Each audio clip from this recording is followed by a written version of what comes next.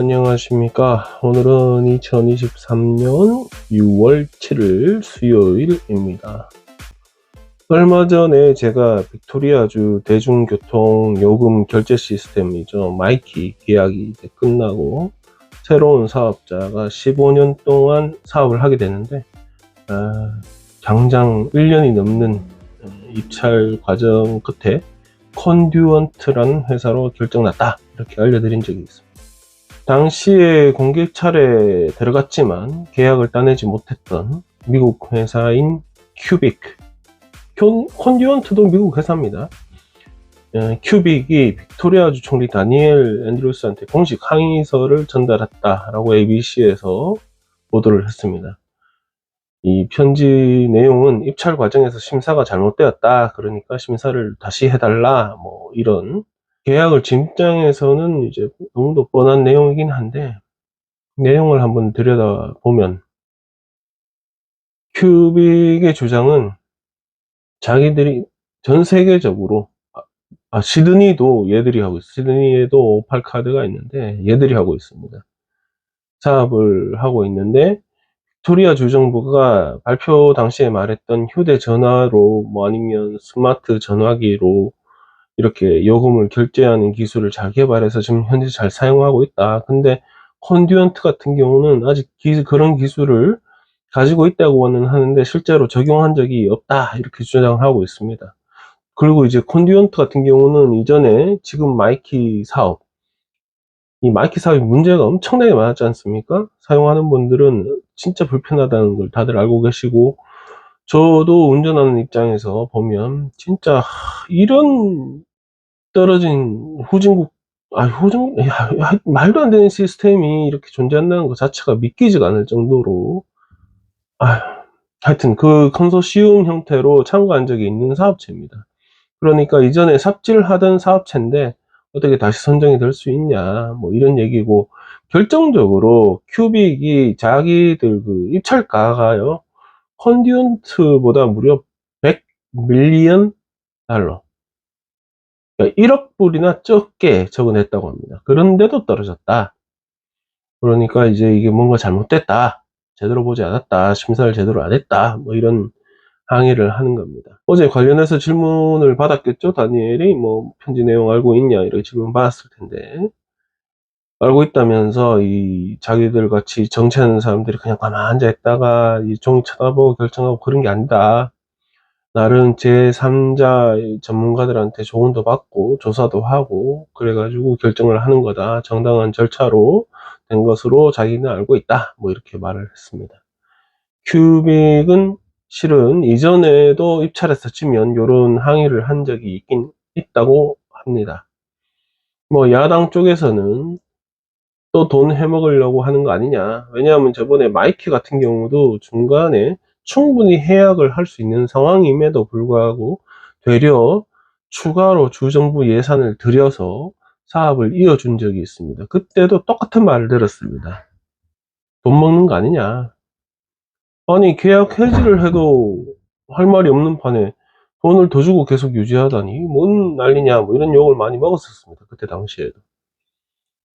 그래서 뭐 야당 입장에서는 다시 하자, 처음부터, 뭐 이제 그런 주장입니다.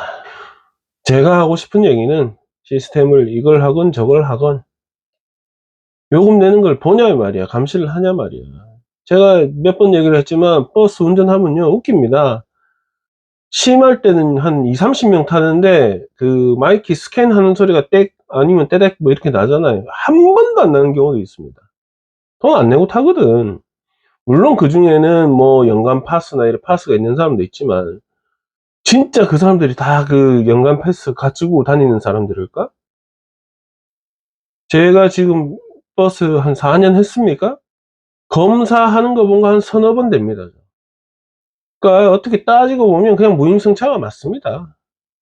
무임승차 하다가 걸리면 뭐 50번가 낸다는데, 그래 따지면 50번 타다가 한 번 걸리면 본전입니다. 뭔 돈을 내고 타.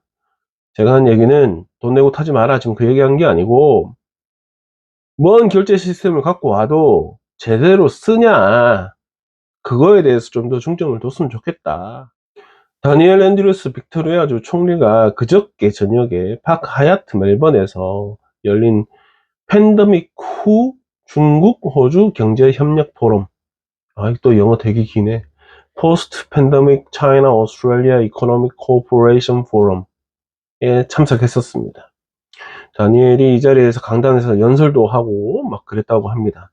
나중에 기자가 이제 관련해서 질문을 지금 얘기할 텐데, 설명으로는 꽤 중요한 모임이었다, 이렇게 자평하기도 했습니다. 그런데 이 행사에 호주 언론은 출입이 금지되었답니다. 그 헤럴드 선에서 기자들이 카메라랑 뭐 이렇게 다 가지고 갔을 거 아닙니까? 입구에서 차단당했다고 합니다. 그러면서 중국 언론만 취재가 허락된다 라고 답을 들었다고 합니다. 말이 안 되잖아요. 그죠? 이상하죠? 그래서 다른 언론사들이 이제 공식 질의를 했답니다. 총리실한테. 뭐냐 도대체. 그랬더니 총리실 응답은 해당 행사는 빅토리아 주정부가 주최한 게 아니고, 또 자기들은 왜 호주 언론 출입이 금지됐는지는 잘 모르겠다, 이렇게 답변했습니다. 이번 행사 주최가 또 영어네. China Institute for Innovation and Development Strategy. 한국말로 하면 중국 혁신개발전략연구원, 뭐 이 정도 되는데, 얘들이 이제 주최한 행사라고 합니다. 근데 어제 의회에서 이제 관련해서 또 얘기가 나온 게, 왜냐면 누가 봐도 좀 이상하잖아요. 언론 출입을 아예 금지시키니까.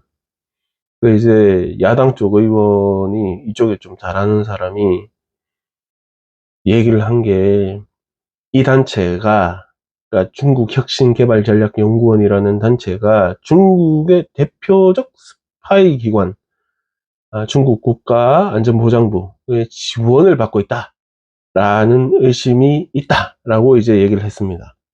그러니까 스파이가 돈 주는 행사에 간 것 아니냐, 뭐 이런 얘기죠.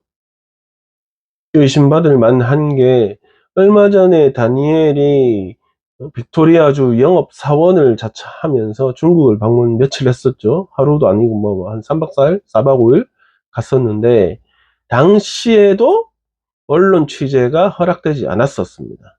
멜번에 사는 분들은 알겠지만 이 양반이 언론에 노출되는 것을 굉장히 즐기는지 안 즐기는지는 몰라도 굉장히 잘 이용하는 사람입니다.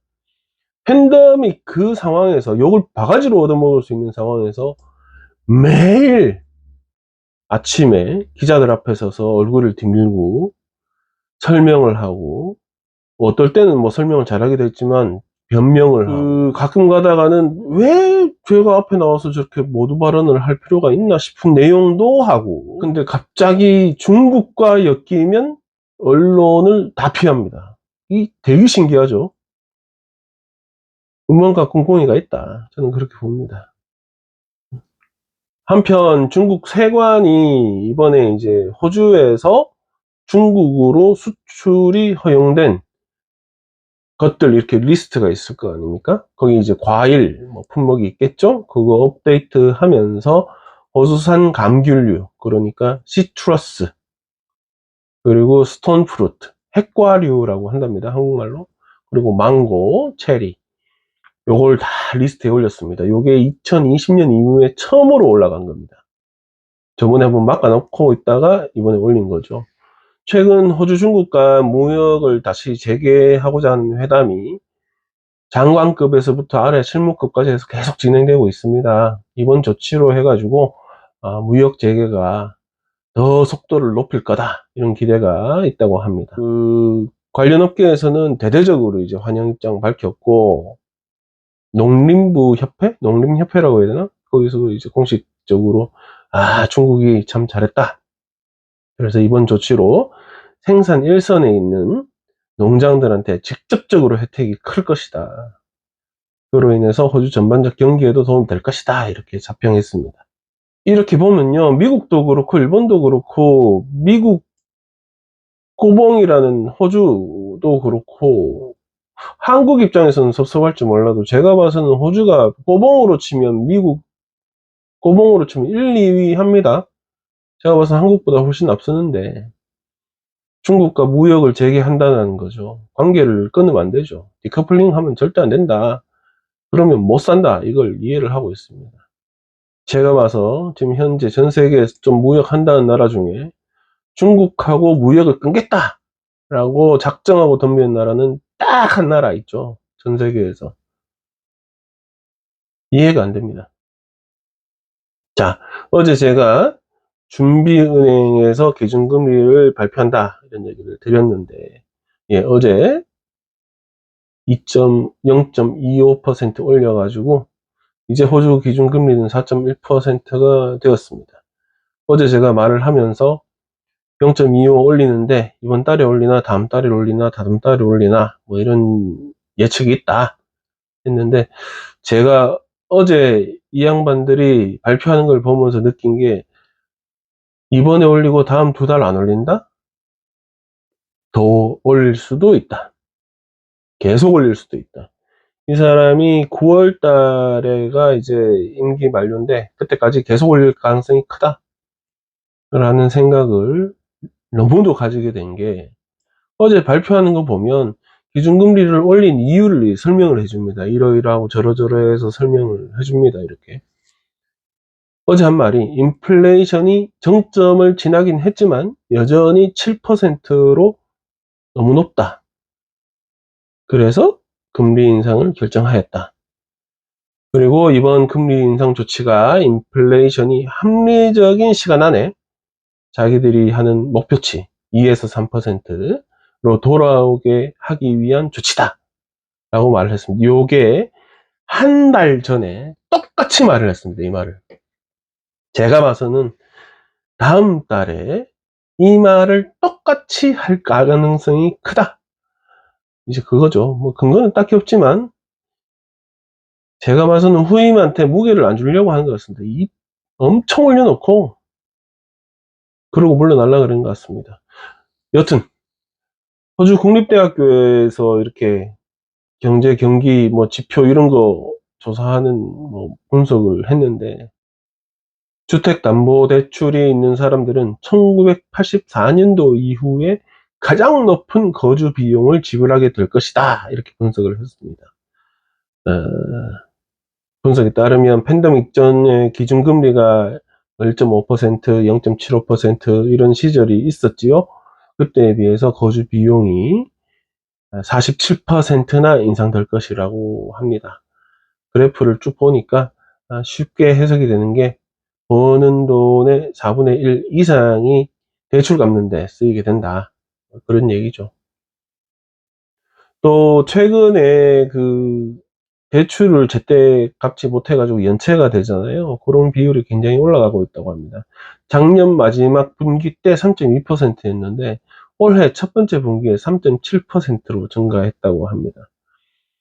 대부분 대출은행들이 대출자들이 일시적으로 이제 어려움을 겪는다, 경제적 어려움을 겪는다 하면 상환을 감안해서 상환 유예를 한다든가 뭐 상환 할인을 해준다든가 여러 가지 방안을 제시를 해줍니다.